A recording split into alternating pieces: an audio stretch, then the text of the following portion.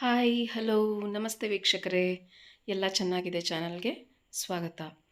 ಇವತ್ತು ನಾವು ರಾಗಿ ರೊಟ್ಟಿ ಅದರ ಜೊತೆ ಹಾಗಲಕಾಯಿ ಪಲ್ಯನ ಹೇಗೆ ಮಾಡೋದು ಅಂತ ನೋಡೋಣ.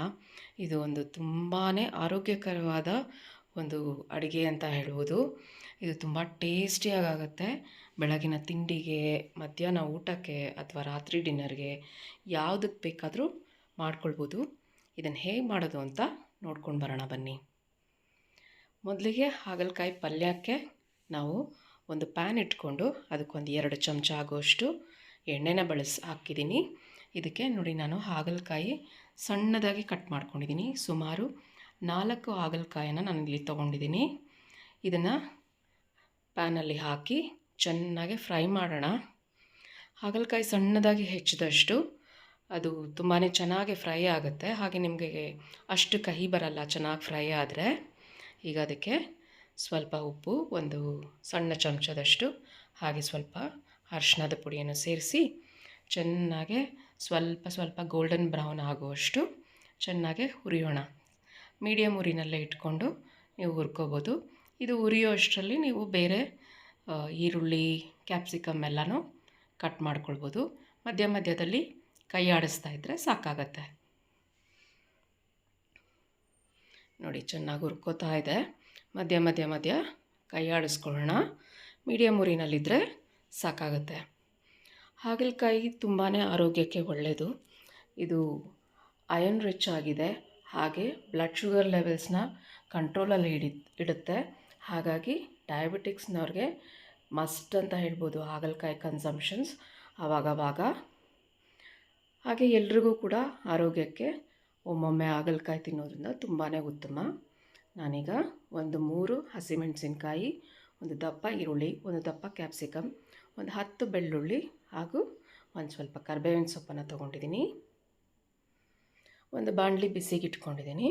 ಇದಕ್ಕೆ ಸುಮಾರು 3 ಟೇಬಲ್ ಚಮಚದಷ್ಟು ಎಣ್ಣೆನ ಬಳಸ್ತಾ ಇದ್ದೀನಿ.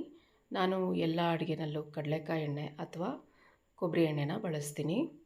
ಇದಕ್ಕೆ 1 ಚಮಚ ಆಗೋಷ್ಟು ಸಾಸಿವೆ, 1 ಚಮಚ ಜೀರಿಗೆ, ಸ್ವಲ್ಪ ಹಿಂಗು. ಇದು ಚಟಪಟ ಅನ್ನೋಷ್ಟರಲ್ಲಿ 3 ಹಸಿಮೆಣಸಿನ್ಕಾಯಿ ಸುಮ್ಮನೆ ಸೀಳ್ಕೊಂಡು ಇಟ್ಕೊಂಡಿದ್ದೀನಿ. ಹಾಗೆ ಕರಿಬೇವಿನ ಸೊಪ್ಪು, ಜಜ್ಜಿಟ್ಕೊಂಡಿರೋ ಬೆಳ್ಳುಳ್ಳಿ ಸುಮ್ಮನೆ ಜಜ್ಜಿದ್ದೀನಿ. ಹಾಗೆ ಒಂದು ದಪ್ಪ ಈರುಳ್ಳಿನ ಸಣ್ಣದಾಗಿ ಹೆಚ್ಚಿಟ್ಕೊಂಡಿರೋದನ್ನು ಹಾಕ್ಕೊಳ್ಳೋಣ. ಇದೆಲ್ಲ ಸ್ವಲ್ಪ ಚೆನ್ನಾಗೆ ಎಣ್ಣೆಯಲ್ಲಿ ಮಾಗಲಿ. ಈ ರೀತಿ ಈಗ ಸ್ವಲ್ಪ ಅರಿಶಿಣನ ಸೇರಿಸಿದ್ದೀನಿ. ಹಾಗೆ ಒಂಚೂರು ಉಪ್ಪನ್ನು, ಒಂದು 1/4 ಚಮಚ ಆಗೋಷ್ಟು ಉಪ್ಪನ್ನು ಹಾಕಿದ್ದೀನಿ. ಇದರಿಂದ ಈರುಳ್ಳಿ ಬೇಗನೆ ಬೆಂದ್ಬಿಡುತ್ತೆ. ಈ ರೀತಿ ಹಾಗಲಕಾಯಿ ಪಲ್ಯ ಅಥವಾ ಹಾಗಲಕಾಯಿ ಗೊಜ್ಜನ್ನು ಮಾಡಿಕೊಂಡು ಚಪಾತಿ ಅಥವಾ ರೊಟ್ಟಿಗೆ ತುಂಬಾ ಟೇಸ್ಟಿಯಾಗುತ್ತೆ. ನೀವು ನಿಮ್ಮ ಮನೆಯಲ್ಲಿ ಒಮ್ಮೆ ಈ ರೀತಿ ಮಾಡಿ ನೋಡಿ.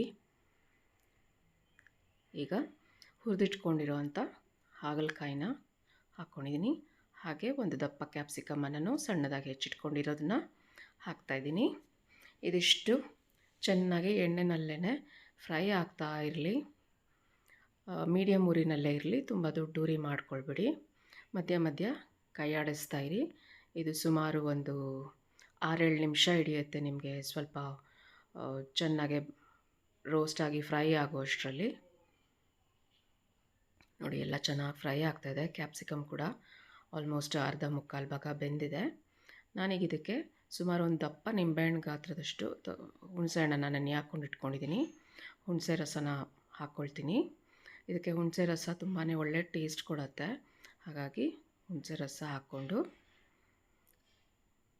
ಹಾಗೆ ಇದಕ್ಕೆ ರುಚಿಗೆ ತಕ್ಕಷ್ಟು ಉಪ್ಪನ್ನು ಸೇರಿಸೋಣ. ನಾನು ಕಲ್ಲುಪ್ಪನ್ನು ಬಳಸ್ತಾ ಇದ್ದೀನಿ. ನೀವು ನಿಮ್ಮ ಅಡುಗೆಯಲ್ಲಿ ಆದಷ್ಟು ಕಲ್ಲುಪ್ಪನ್ನು ಬಳಸಿ. ಕಲ್ಲುಪ್ಪು ತುಂಬ ರಿಫೈನ್ಡ್ ಆಗಿರಲ್ಲ, ಹಾಗಾಗಿ ಅದರಲ್ಲಿರೋ ನ್ಯೂಟ್ರಿಯೆಂಟ್ಸ್ ಎಲ್ಲ ಇರುತ್ತೆ, ಹಾಗೆಯೇ ಮಿನರಲ್ಸ್ ಎಲ್ಲ. ಹಾಗೆ ಇಲ್ಲಿ ಸುಮಾರು ಒಂದು ಸಣ್ಣ ಚಮಚದಲ್ಲಿ 3 ಚಮಚ ಆಗುವಷ್ಟು ಬೆಲ್ಲದ ಪುಡಿನ ಹಾಕ್ಕೊಂಡಿದ್ದೀನಿ. ಬೆಲ್ಲ ಹಾಕೋದ್ರಿಂದ ಕೈ ಹೋಗುತ್ತೆ, ಹಾಗಾಗಿ ಬೆಲ್ಲ ಹಾಕ್ಕೊಳ್ಳಿ. ತಿನ್ನೋದಕ್ಕೂ ಟೇಸ್ಟ್ ಚೆನ್ನಾಗಾಗುತ್ತೆ. ಆಮೇಲೆ ಇನ್ನೊಂದು ಇಂಪಾರ್ಟೆಂಟ್ ಟಿಪ್ ಹಾಗಲಕಾಯಿ ಪಲ್ಯ ಮಾಡೋವಾಗ ಅಂತಂದರೆ, ನೀವು ಹಾಗಲಕಾಯಿ ಪಲ್ಯ ಮಾಡೋವಾಗ ಯಾವುದೇ ಕಾರಣಕ್ಕೂ ಲಿಡ್ನ ಕ್ಲೋಸ್ ಮಾಡಿ ಬೇಯಿಸಬೇಡಿ. ಪೂರ್ತಿ ಎಲ್ಲ ಗೊಜ್ಜು ರೆಡಿ ಆದಮೇಲೆ ಮುಚ್ಚಿ ಇಟ್ಟರೆ ಸಾಕಾಗತ್ತೆ. ಲಿಡ್ಡನ್ನ ಯಾವತ್ತೂ ಕ್ಲೋಸ್ ಮಾಡಿ ಬೇಯಿಸ್ಬೇಡಿ, ಆವಾಗ ಕಹಿ ಚೆನ್ನಾಗೇ ಹೊಡೆಯುತ್ತೆ. ಈಗ ನಾನು ನಿಂಬೆಹಣ್ಣು ಮತ್ತದು ನೀರನ್ನು ಒಂದು ಅರ್ಧ ಮುಕ್ಕಾಲು ಕಪ್ ನೀರಾಗುವಷ್ಟು ನೀರನ್ನು ಸೇರಿಸಿ ಅದನ್ನು ಹಾಕ್ಕೊಂಡಿದ್ದೀನಿ. ಅದನ್ನು ಚೆನ್ನಾಗಿ ಕುದಿಯೋದಕ್ಕೆ ಬಿಡೋಣ. ಇದು ಗೊಜ್ಜು ಕನ್ಸಿಸ್ಟೆನ್ಸಿ ಚೆನ್ನಾಗಾಗತ್ತೆ.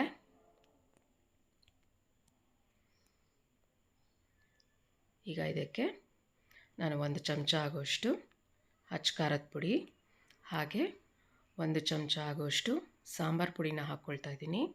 ನಮ್ಮನೆ ಸಾಂಬಾರು ಪುಡಿ ಸ್ವಲ್ಪ ಖಾರ ಇದೆ, ಹಾಗಾಗಿ 1-1.5 ಚಮಚ ಬಳಸಿದ್ರೆ ಸಾಕಾಗುತ್ತೆ. ನೀವು ನಿಮ್ಮ ಮನೆಯಲ್ಲಿ ಸಪ್ಪೆ ಇದ್ದರೆ ಖಾರದ ಪುಡಿ ಸ್ವಲ್ಪ ಹೆಚ್ಚಾಗಿ ಹಾಕ್ಕೊಳ್ಳಿ. ಹಾಗೆ ಇದು ಹುಚ್ಚೆಳ್ಳು ಪುಡಿ, ಹುಚ್ಚೆಳ್ಳು, ಶೇಂಗಾ ಬೀಜ, ಹುರ್ಗಡಲೆ ಹಾಗೂ ಎಳ್ಳನ್ನು ಹುರಿದು ಪುಡಿ ಮಾಡಿ ಇಟ್ಕೊಂಡಿರೋದು. ಹಾಗೆ ಇದು 1/4 ಭಾಗದಷ್ಟು ತೆಂಗಿನಕಾಯನ್ನು ನಾನು ಮಿಕ್ಸಿಗೆ ಹಾಕ್ಕೊಂಡು ಪುಡಿ ಮಾಡಿ ಇಟ್ಕೊಂಡಿದ್ದೀನಿ. ಇದಿಷ್ಟನ್ನು ಹಾಕಿ ಚೆನ್ನಾಗೆ ಮಿಕ್ಸ್ ಮಾಡೋಣ. ನೀರು ಬೇಕನ್ಸಿದ್ರೆ ಮತ್ತಷ್ಟು ನೀರನ್ನು ಸೇರಿಸೋಣ. ಹುಚ್ಚೆಳ್ಳು ಪುಡಿ ಇಲ್ಲ ಅಂದರೆ ನೀವು ಬರೀ ಶೇಂಗಾ ಮತ್ತು ಎಳ್ಳನ್ನು ಹುರಿದು ಪುಡಿ ಮಾಡಿ ಹಾಕ್ಕೊಳ್ಬೋದು. ಅದನ್ನು ತುಂಬಾ ಟೇಸ್ಟಿಯಾಗತ್ತೆ. ನಾವು ನಮ್ಮ ಮನೆಯಲ್ಲಿ ಈ ಥರ ಪಲ್ಯಗಳಿಗೆ ಅದನ್ನು ಬಳಸ್ತೀವಿ, ಹಾಗಾಗಿ ನಮ್ಮ ಮನೆಯಲ್ಲಿ ರೆಡಿ ಇರುತ್ತೆ ಹುಚ್ಚೆಳ್ಳು ಪುಡಿ. ನೋಡಿ ಚೆನ್ನಾಗೆ ಕುದಿ ಬರ್ತಾಯಿದೆ. ನಾನು ಟೇಸ್ಟ್ ನೋಡಿ ಇನ್ನು ಸ್ವಲ್ಪ ಬೆಲ್ಲ ಬೇಕು ಅಂತ ಮತ್ತು 2 ಸಣ್ಣ ಚಮಚದಲ್ಲಿ ಬೆಲ್ಲನ ಸೇರಿಸಿದ್ದೀನಿ. ಈಗ ಸ್ವಲ್ಪ ಗಟ್ಟಿ ಆಯಿತು, ಹಾಗಾಗಿ ತೆಂಗಿನಕಾಯಿ ರುಬ್ಕೊಂಡಿದ್ದ ಮಿಕ್ಸಿ ಜಾರ್ಗೆ ಮತ್ತಷ್ಟು ನೀರನ್ನು ಸೇರಿಸಿ ನೀರನ್ನು ಹಾಕ್ಕೊಳ್ತೀನಿ. ಸೊ ಒಟ್ಟಾರೆ ನಾನಿಲ್ಲಿ 1 ಕಪ್ಪಷ್ಟು ನೀರನ್ನು ನಾನು ಹಾಕ್ಕೊಂಡಿದ್ದೀನಿ ಈ ಗೊಜ್ಜಿಗೆ. ಇದು ಸಹ ಚೆನ್ನಾಗೆ ಬಾಯ್ಲ್ ಆಗಲಿ, ಮತ್ತು ನೀವು ಟೇಸ್ಟ್ ನೋಡ್ಕೊಳ್ಳಿ, ಏನು ಬೇಕೋ ಅಡ್ಜಸ್ಟ್ ಮಾಡ್ಕೊಳ್ಳಿ. ನಾನು ಸ್ವಲ್ಪ ಸಾಂಬಾರು ಪುಡಿ ಕಡಿಮೆ ಆಯಿತು, ಹಾಗಾಗಿ 1 ಅರ್ಧ ಚಮಚದಷ್ಟು ಸಾಂಬಾರು ಪುಡಿನ ಹಾಕ್ಕೊಂಡಿದ್ದೀನಿ. ಈಗ ಮಧ್ಯಮ ಉರಿದಲ್ಲೇ ಚೆನ್ನಾಗೆ ಕುದಿಯೋದಕ್ಕೆ ಬಿಟ್ಬಿಡಿ, ಲಿಡ್ಡನ್ನ ಕ್ಲೋಸ್ ಮಾಡಬೇಡಿ. ನೋಡಿ ಎಷ್ಟು ಚೆನ್ನಾಗೆ ಎಣ್ಣೆ ಎಲ್ಲ ಮೇಲೆ ಬಂದು ಕುದ್ದು ರೆಡಿಯಾಗಿದೆ. ಕಡೆಯದಾಗಿ ಕೊತ್ತಂಬರಿ ಸೊಪ್ಪನ್ನು ಹಾಕಿ ಚೆನ್ನಾಗಿ ಮಿಕ್ಸ್ ಮಾಡಿ ಸಣ್ಣ ಫ್ಲೇಮ್ ಮಾಡಿ 1-2 ನಿಮಿಷಗಳ ಕಾಲ ಬಿಟ್ಟು ನಿಮಗೆ ಹಾಗಲಕಾಯಿ ಪಲ್ಯ ರೆಡಿಯಾಗುತ್ತೆ. ಇದು ತುಂಬಾ ಟೇಸ್ಟಿಯಾಗುತ್ತೆ. ಚಪಾತಿ, ಜೋಳದ ರೊಟ್ಟಿ, ರಾಗಿ ರೊಟ್ಟಿ ಎಲ್ಲದರೊಟ್ಟಿಗೂ ತುಂಬ ಚೆನ್ನಾಗಿರುತ್ತೆ. ನೋಡಿ ನಾನು ಆರಿಸಿದ ಮೇಲೆ ಲಿಡ್ ಮುಚ್ಚಿಟ್ಟಿದ್ದು. ಈಗ ನೋಡಿ ಹೇಗಾಗಿದೆ, ಪರ್ಫೆಕ್ಟ್ ಕನ್ಸಿಸ್ಟೆನ್ಸಿಲಿ ಗೊಜ್ಜು ರೆಡಿಯಾಗಿದೆ. ನಿಮಗೆ ನಮ್ಮ ವಿಡಿಯೋ ಇಷ್ಟ ಆದಲ್ಲಿ ಲೈಕ್ ಮಾಡಿ, ಶೇರ್ ಮಾಡಿ ಮತ್ತು ನಮ್ಮ ಚಾನಲ್ಗೆ ಸಬ್ಸ್ಕ್ರೈಬ್ ಮಾಡೋದನ್ನು ಮರಿಬೇಡಿ. ಪಕ್ಕದಲ್ಲೇ ಇರೋ ನೋಟಿಫಿಕೇಷನನ್ನು ಆನ್ ಮಾಡ್ಕೊಳ್ಳಿ. ಈಗ ರಾಗಿ ರೊಟ್ಟಿಗೆ ನಾನು ಒಂದು ಬಾಣಲಿಗೆ 2 ಲೋಟದಷ್ಟು ನೀರು ಹಾಗೆ ರುಚಿಗೆ ತಕ್ಕಷ್ಟು ಉಪ್ಪನ್ನು ಹಾಕಿದ್ದೀನಿ. ನೀರು ಚೆನ್ನಾಗಿ ಕುದಿ ಬಂದ ಮೇಲೆ 1.5 ಕಪ್ಪಷ್ಟು ರಾಗಿ ಹಿಟ್ಟನ್ನು ಹಾಕ್ತಾಯಿದ್ದೀನಿ. ನೀರು ಇನ್ನು ಕುದಿ ಬರೋಕ್ಕೆ ಮುಂಚೆ ಹಾಕಬೇಡಿ, ಗಂಟಾಗುತ್ತೆ. ಚೆನ್ನಾಗಿ ಕುದಿ ಬರೋ ಹೊತ್ತಲ್ಲಿ ಹಿಟ್ಟನ್ನು ಹಾಕಿ ನಿಧಾನಕ್ಕೆ ಮಿಕ್ಸ್ ಮಾಡ್ತಾ ಬನ್ನಿ. ಈಗ ಇದು ಒಂದು ಸರಿ ರೆಡಿ ಆಗುತ್ತೆ. ಈ ರೀತಿ ಮಾಡಿ ರಾಗಿ ರೊಟ್ಟಿ ಮಾಡ್ಕೊಳ್ಳೋದ್ರಿಂದ ರೊಟ್ಟಿ ಹರಿದೋಗಲ್ಲ ಲಟ್ಟಿಸೋವಾಗ, ಹಾಗೆ ಸಾಫ್ಟಾಗೆ ಉಬ್ಬಿ ಬರುತ್ತೆ ರಾಗಿ ರೊಟ್ಟಿ. ರಾಗಿ ಕೂಡ ತುಂಬಾ ಇಂಪಾರ್ಟೆಂಟ್ ಮಿಲ್ಲೆಟ್. ಅದು ಹೆಣ್ಮಕ್ಳಿಗೆ ತುಂಬಾ ಒಳ್ಳೆಯದು ರಾಗಿ ಉಪಯೋಗಿಸೋದ್ರಿಂದ. ರಾಗಿ ರಿಚ್ ಇನ್ ಅಯನ್, ಹಾಗೆ ಕ್ಯಾಲ್ಶಿಯಂ ಕೂಡ ರಿಚ್ ಇದೆ ರಾಗಿನಲ್ಲಿ. ಹಾಗಾಗಿ ರಾಗಿ ತಿನ್ನೋದ್ರಿಂದ ಹೆಣ್ಮಕ್ಳುಗಳಿಗೆ ಅನಿಮಿಯಾ ಆಗಲಿ ಅಥವಾ ಕ್ಯಾಲ್ಶಿಯಂ ಬೋನ್ಸ್ ತೊಂದರೆ ಆಗಲಿ ಹೆಚ್ಚಾಗಿ ಬರೋದಿಲ್ಲ. ನೋಡಿ ಈ ರೀತಿ ಕೈ ಒದ್ದೆ ಮಾಡಿಕೊಂಡು 1-2 ನಿಮಿಷ ಸಣ್ಣ ಮಾಡಿಬಿಟ್ಟು ಮುಟ್ಟಿ ನೋಡಿದ್ರೆ ಅದು ಕೈಗಂಟಿಲ್ಲ ಅಂದರೆ ಸರಿ ಬೆಂದಿದೆ ಅಂತ. ಅಷ್ಟಾದರೆ ಸಾಕು. ಚೆನ್ನಾಗಿ ಸರಿನ ಆರೋದಕ್ಕೆ ಬಿಟ್ಬಿಡಿ, ಬಿಸಿನಲ್ಲೇ ಆಗಲ್ಲ ಮಾಡೋದಕ್ಕೆ. ಆರಿದ ನಂತರ ನಾನು ಅರ್ಧ ಸರಿಯನ್ನು ತೆಗೆದಿಟ್ಟಿದ್ದೀನಿ. ಈಗ ಇನ್ನು ಮಿಕ್ಕಿರೋ ಸರಿಗೆ ಸ್ವಲ್ಪ ಅಕ್ಕಿ ಹಿಟ್ಟು, ಸುಮಾರು 1 ಅರ್ಧ ಕಪ್ಪಷ್ಟು ಅಕ್ಕಿ ಹಿಟ್ಟು, ಹಾಗೆ 1-2 ಟೇಬಲ್ ಚಮಚದಷ್ಟು ರಾಗಿ ಹಿಟ್ಟನ್ನು ಸೇರಿಸ್ತಾ ಇದ್ದೀನಿ. ಅಕ್ಕಿ ಹಿಟ್ಟು ಹಾಕೋದೇನಕ್ಕೆ ಅಂದರೆ ಬರೀ ರಾಗಿದನ್ನು ತಿನ್ನೋಕ್ಕೆ ಟೇಸ್ಟ್ ಅಷ್ಟು ಚೆನ್ನಾಗಿ ಅಂತ ಅನಿಸಲ್ಲ ಕೆಲವರಿಗೆ. ನಾವು ನಮ್ಮ ಮನೇಲಿ ಸ್ವಲ್ಪ ಅಕ್ಕಿ ಹಿಟ್ಟನ್ನು ಸೇರಿಸ್ಕೊಳ್ತೀವಿ. ಜೋಳದ ಹಿಟ್ಟನ್ನು ಸಹ ಸೇರಿಸ್ಕೊಳ್ಬೋದು, ಇಲ್ಲ ಬರೀ ರಾಗಿನಲ್ಲೇ ಮಾಡ್ತೀನಿ ಅಂದರೂ ಸಹ ಮಾಡ್ಕೊಳ್ಬೋದು. ಇದನ್ನು ಚೆನ್ನಾಗೆ ನಾದ್ಕೊಳ್ಳಿ. ನಿಮ್ಮ ಪಾಮ್ ಸಹಾಯದಿಂದ ಚೆನ್ನಾಗಿ ನಾದ್ಕೊಳ್ಳಿ. ಜಾಸ್ತಿ ಹಿಟ್ಟು ಹಾಕ್ಕೊಳ್ಬೇಡಿ, ಅದು ಒಂದು ಪರ್ಫೆಕ್ಟ್ ಲಟ್ಸೋ ಕನ್ಸಿಸ್ಟೆನ್ಸಿಗೆ ಬಂದರೆ ಸಾಕಾಗುತ್ತೆ. ನೋಡಿ ಎಷ್ಟು ಚೆನ್ನಾಗೆ ನಾದಿ ರೆಡಿ ಆಯಿತು. ತುಂಬ ಗಟ್ಟಿನೂ ಇಲ್ಲ, ತುಂಬ ಮೆತ್ತಗೂ ಇಲ್ಲ ಹಿಟ್ಟು. ನೋಡಿ ಇಷ್ಟಿದ್ರೆ ಸಾಕಾಗುತ್ತೆ. ಇದು ಈ ರೀತಿ ಕಲಸಿದ ತಕ್ಷಣ ರೊಟ್ಟಿ ಮಾಡಬೇಕು. ಇದನ್ನು ಹೀಗೆ ಬಿಟ್ಟರೆ ಆಮೇಲೆ ರೊಟ್ಟಿ ಮಾಡೋದು ಸ್ವಲ್ಪ ಕಷ್ಟ ಆಗುತ್ತೆ ಅದರಲ್ಲಿ. ಈಗ ಒಂದು ಮಣೆ ಮೇಲೆ ನಾವು ಸ್ವಲ್ಪ ಹಿಟ್ಟನ್ನು, ರಾಗಿ ಹಿಟ್ಟನ್ನು ತಗೊಂಡು ರೊಟ್ಟಿನ ಲಟ್ಟಿಸ್ಕೊಳ್ಳೋಣ. ನೀವು ನಿಮ್ಮ ಮನೆಯಲ್ಲಿ ಈ ರೀತಿ ಒಮ್ಮೆ ರಾಗಿ ರೊಟ್ಟಿ ಮತ್ತು ಹಾಗಲಕಾಯಿ ಪಲ್ಯನ ಮಾಡಿ ಹೇಗೆ ಬಂತು ಅಂತ ನಮಗೆ ಕಮೆಂಟ್ ಸೆಕ್ಷನ್ನಲ್ಲಿ ತಿಳಿಸ್ಕೊಡಿ. ಈ ರೀತಿ ರಾಗಿ ರೊಟ್ಟಿ ಮತ್ತು ಹಾಗಲಕಾಯಿ ಪಲ್ಯ, ಜೋಳದ ರೊಟ್ಟಿ ಪಲ್ಯ ಎಲ್ಲ ತಿನ್ನೋದ್ರಿಂದ ಆರೋಗ್ಯಕ್ಕೂ ತುಂಬಾ ಉತ್ತಮ. ನಮಗೆ ಹೊರಗಡೆ ಎಲ್ಲ ಸಿಕ್ಕಿದಾಗ ತಿಂತಾ ಇರ್ತೀವಿ, ಆದರೆ ಮನೆಯಲ್ಲಿ ಮಾಡಿಕೊಂಡ್ರೆ ತುಂಬಾ ಟೇಸ್ಟಿಯಾಗುತ್ತೆ. ಬಿಸಿ ಬಿಸಿಯಾಗಿ ಕೂಡ ತಿನ್ಬೋದು. ನೋಡಿ ಈ ರೀತಿ ಸೈಡೆಲ್ಲ ನಾನು ಫೋಲ್ಡ್ ಮಾಡಿದ್ದೀನಿ, ಸೊ ದಟ್ ಅದು ಕ್ರ್ಯಾಕ್ಸ್ ಆಗೋಲ್ಲ ಲಟ್ಟಿಸುವಾಗ. ಈಗ ಮತ್ತಷ್ಟು ಹಿಟ್ಟನ್ನು ಹಾಕಿ ನೀವು ಯಾವುದೇ ಅದಕ್ಕೆ ಲಟ್ಟಿಸ್ಕೋಬೋದು. ತುಂಬ ದಪ್ಪಾಗಿ ಮಾಡ್ಕೊಳ್ಬೇಡಿ, ರೊಟ್ಟಿ ಒಳಗಡೆ ಹಸಿ ಅಂತ ಅನಿಸುತ್ತೆ. ಆದಷ್ಟು ತೆಳ್ಳಗೆ ಲಟ್ಟಿಸ್ಕೊಳ್ಳಿ.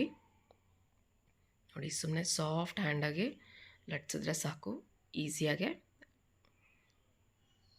ರೊಟ್ಟಿ ಅದಕ್ಕೆ ರೆಡಿ ಆಗುತ್ತೆ.